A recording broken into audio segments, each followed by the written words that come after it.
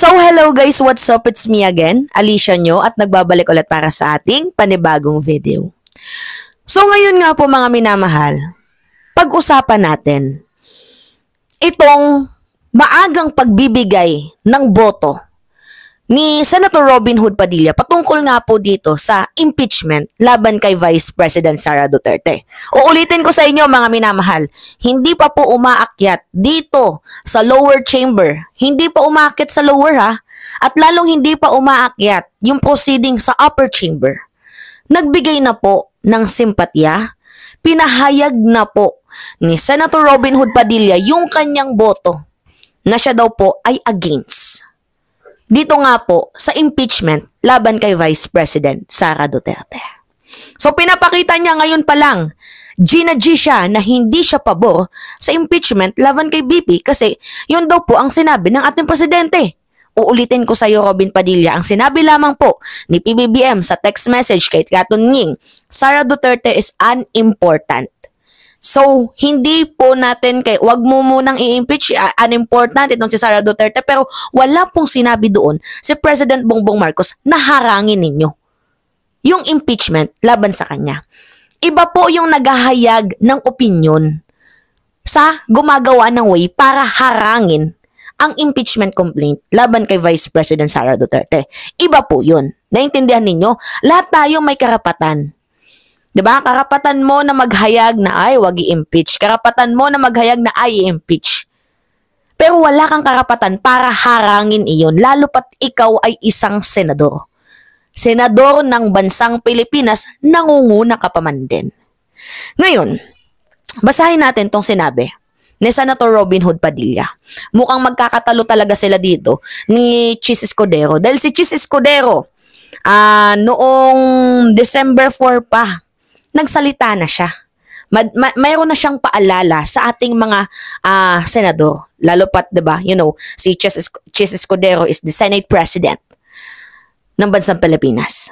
Ngayon, hindi siya nakikinig eh. Hindi marunong makinig, hindi marunong, you know, feeling ko hindi marunong magbasa.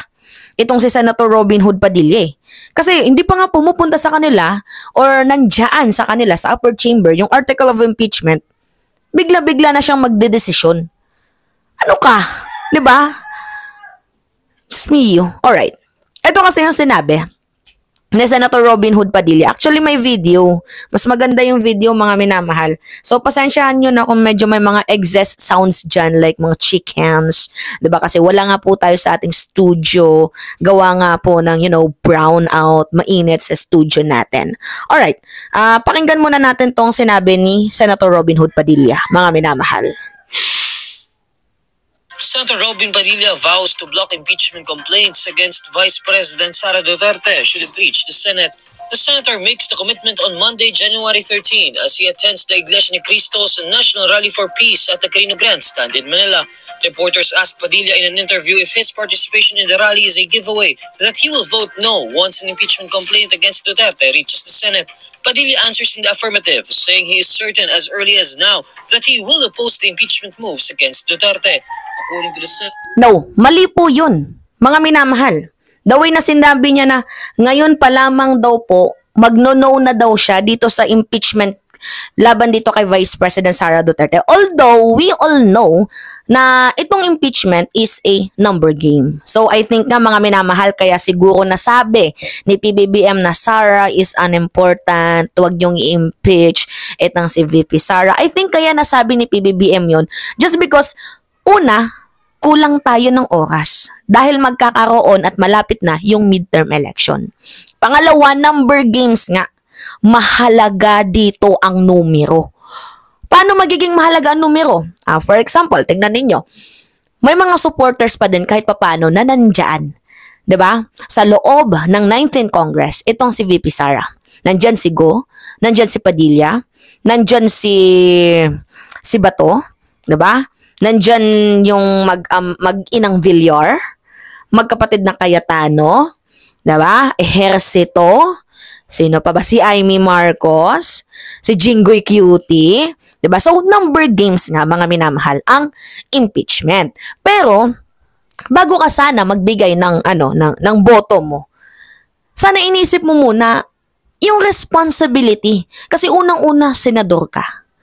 'Di ba? So kapag magkaroon or nandyan na sa inyo yung article of impeachment, kayo po yung magiging hurado. Hindi yung yung hurado na mag-eme-eme dyan. No. Judge talaga kayo. Kayo yung magiging tawag dito, impeachment court. 'Di ba? Dito sa impeachment complaint laban kay Vice President Sara Duterte. So, paano kayo magiging impeachment court kung ngayon pa lang mismo naghahayag na kayo ng mga biases ninyo? Nagigets nyo ako, mga minamahal? Di ba okay lang kung ipamukha mo na, attack dogs ka ng mga Duterte. Ipamukha mo na talagang supporters ka ng pamilya ng mga Duterte. There's nothing wrong with that. Pero kapag nandiyan yung article of impeachment, sana basahin mo muna.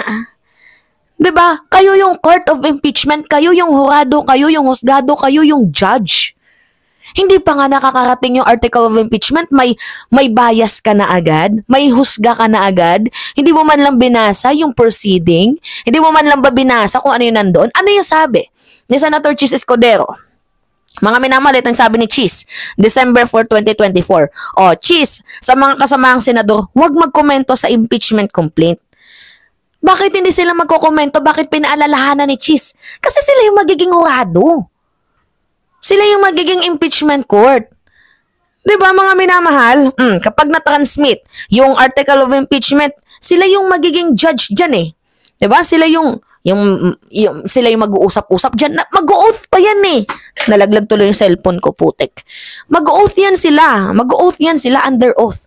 Tapos, manunumpa sila na magiging patas yung didinigin na impeachment. So, pag mag-oath kayo, paano yan? Meron ka ng judgment, meron ka ng biases. Hindi tama yun. Although, ulitin ko sa inyo, impeachment is a number game.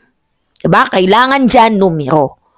Pero kahit pa sabihin na natin na number games yan, hindi pa rin tama yung kilos mo, yung kinikilos mo, na ngayon pa lang, meron ka ng judgment. Kasi husgado ka eh. Magiging court of impeachment kayo dyan. Kayo yung korte. Mga minamahal, this is not the first time eh. Naalala ninyo yung ginawa niya kay Kibuloy? Ano yung sabi dito kay Kibuloy? Siya din yung humarang ng warrant of arrest. No, bigyan niyo muna ng time, ganyan-ganyan eklabush. Nagkaroon pa nga ng mga permahan, di ba? Patungkol dito kay Kibuloy.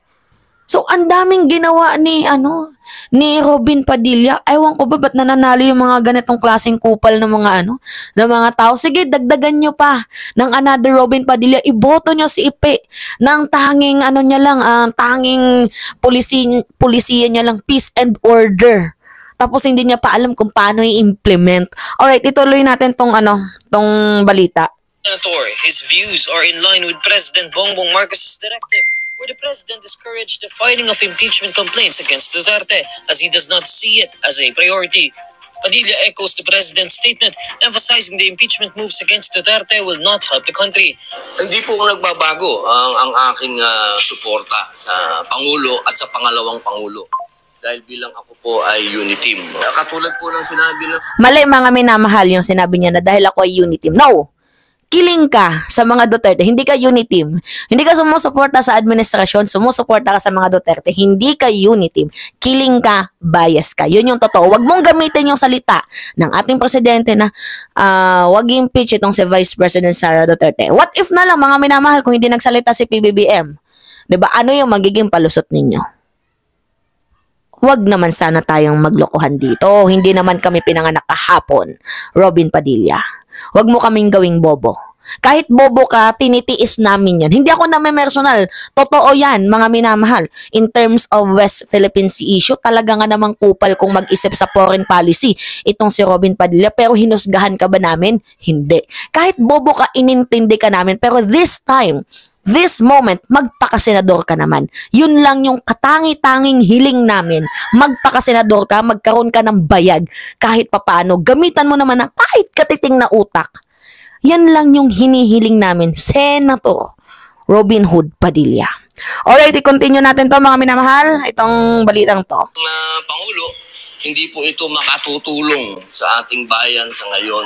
Napakaliwanag po ng sinabi niya na ito daw po ay isang bagyo lamang sa tipat. Ito po ay parang No. maaantala lang po ang kaunlaran natin dito No. sa impeachment. Duterte faces 3 impeachment complaints before the House of Representatives over the alleged misuse of funds of the Office of the Vice President and the Department of Education. One of the impeachment complaints also cites Duterte's threat against Marcos when she bared in November last year that she ordered someone to kill the president, First Lady Liza Araneta Marcos, and House Speaker Martin Romualdez should she herself be assassinated. Alright. So mga minamahal, ito yung ito yung sabi, to be exact. Alright, continue na tayo. Mga minamahal, pinunasan ko lang yung yung pawis. Brownout nga kasi dito sa amin. Anyway, definitely, opo. Siguro naman po, napaka-plastic ko naman. Kung sasabihin ko po sa inyo, pag yan ay umakyat sa Senado, mag-iisip pa kayo kung anong iboboto ko. We don't care about your votes kasi hindi naman namin tinanong kung ano yung boto mo. Walang nagtanong kung ano yung boto mo. Malinaw na sa amin kung ano yung boto mo, walang nagtanong. And then, pero ito yung pinakapangit kasi in-insist mo na agad na you are not favorable on impeachment, magiging court kayo, magiging judge kayo ng impeachment trial ni VP Sara, which is yun yung pinaka-red flag. Diba? Okay. Sabi dito, definitely po ako ay pabor sa sinasabi ng ating Pangulo. Ako ay pabor sa ating pangalawang Pangulo. Definitely, I will vote no for impeachment. Ngayon pa lang, alam nyo na po. Bubo talaga, no? Nakakainis sa mga minamahal. Itong statement ni Robin Padilla, binabasa ko kasi dito. 'Di ba? Isang malaking katarantaduhan tong naging salita, binitawan na statement ni Robin Padilla. Sana man lang binasa niya muna, no? Hindi pa nga umakyat diyan sa upper chamber Wala pa nga diyan yung article of impeachment, pero meron na siyang judgment, meron na siyang panghusga. Alam namin na attack dogs ka ng mga Duterte. Hindi mo na kailangang ipamuka. Alam din namin na wala kang utak, wag mo nang ipamuka. Walang nagtanong kung ano yung magiging boto mo, pero still ininsist mo na ganito yung magiging boto mo. Ang punto lang namin dito, bakit mo sinabi, hindi pa nga nakakarating yung article of impeachment, bakit may judgment ka na agad? 'Di ba? Hindi mo pa nga nababasa Ano yung karapatan mo para hadlangan? Ano yung karapatan mo para harangin? 'Di ba? Ang impeachment dito kay Vice President Sara Duterte. Well, kung kay Kibuli nga nagawa niya, 'di ba, mga minamahal. So hindi din malabo na gawin niya din ito sa ating Vice President. Anyway, kapag na-transmit, mga minamahal, yung article of impeachment, sila yung magiging impeachment court. O ulitin ko, sila dapat ay manatiling patas. 'Di ba, naaayon sa moral at sa batas yung kanilang gagawing panghuhusga. Kaso sa ating nakikita, may pagkiling itong mga iilang senador na ito. Alright, mga minamahal, anyway, it's me, Alicia Nyo, at nagbabalik ulit para sa ating panibagong video. So, pahingin na lang po ako, mga minamahal, ng comments, likes, and share para po, updated kayo lagi sa ating mga susunod na gagawing video. Yun lang po, mga minamahal. Ingat, mga kababayan.